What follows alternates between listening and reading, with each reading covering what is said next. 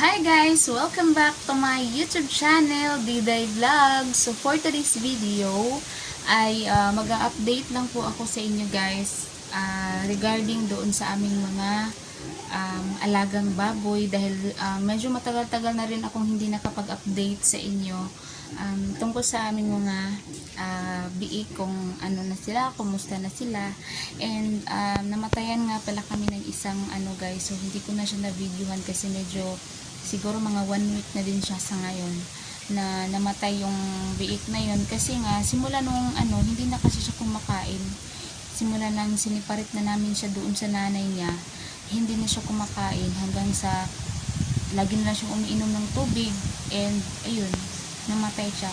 So ngayon ipapakita ko sa inyo kung ilan na lang yung natira and ano na yung kanilang kalagayan.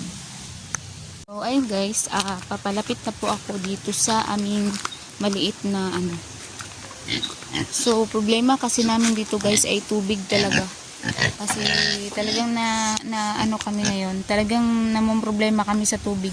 Palagi namang umuulan kaso lang yung namin connection. So ayan guys, 'di ba dalawa yan diyan. So ngayon isa na lang. Tapos ang dumi-dumi nila kasi nga wala kaming tubig na pang banwas ba. Tapos guys, ito na po yung hitsura ng mga namin di. Ayan guys, oh. Yun ang pinakamalaki dati, yung black. Yan, ganyan na siya kalaki. So, ayun guys, mga malalaki naman sila. Malulusog rin naman. Kaso lang, kahit anong pakain namin ng pure feeds, guys, kahit anong pakain namin ng pure na feeds, hindi pa rin sila hindi sila ganun ka yung bang para sa pareho sa yung sobrang mga malalaki.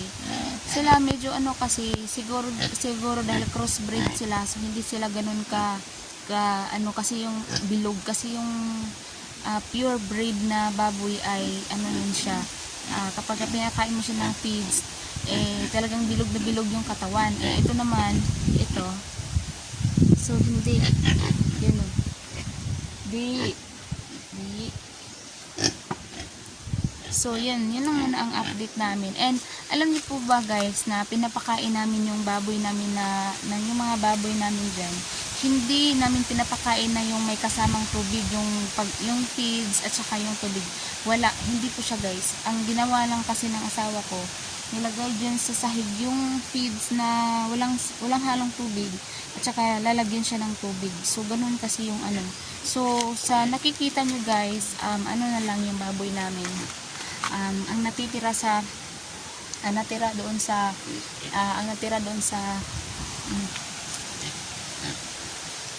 So ang natira doon sa baboy namin ay 4 na lang, 5.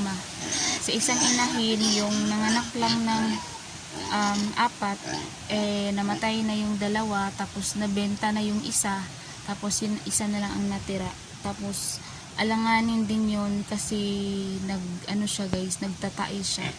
So alanganin, baka daw naatas kasi nga noong hiniwalay namin sa nanay niya, isang isang buwan, at hindi sila nasanay na kumain na kasama sa nanay, baga hindi na train, at saka diretso silang nakakain ng feeds. So siguro na yun ang dahilan na naatas or namatay, kasi hindi pa tanggap ng ng tiyan ng baboy na kumain na ng matitigas, kasi nga nag-breast milk pa sila nung una, tapos binigla silang inilayo sa nanay nila. So ayun. And yung update naman namin sa inahin, yung 2 namin inahin, so ipapakita ko din sila sa inyo mamaya. Yung update namin sa 2 naming inahin ay nung siguro mga 1 month na ngayon, napabrida na naman silang 2, so magkasabay.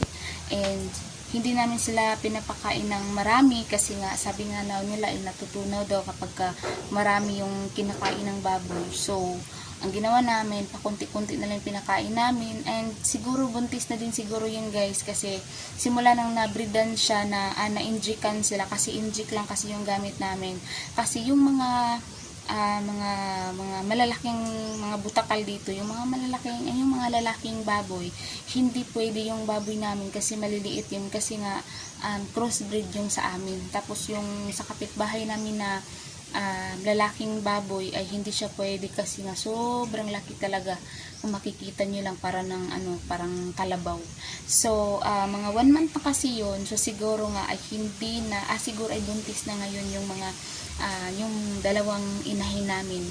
And kung papalarin, manganganak yan sa darating na katapusan ng January. And sana marami na yung makuha namin. And plano din namin na kapag manganak na naman yan ng baboy, yung inahin namin dalawa, ay ang plano namin ay hindi na namin aalagaan. Kumbaga ibenta namin siya na biik pa.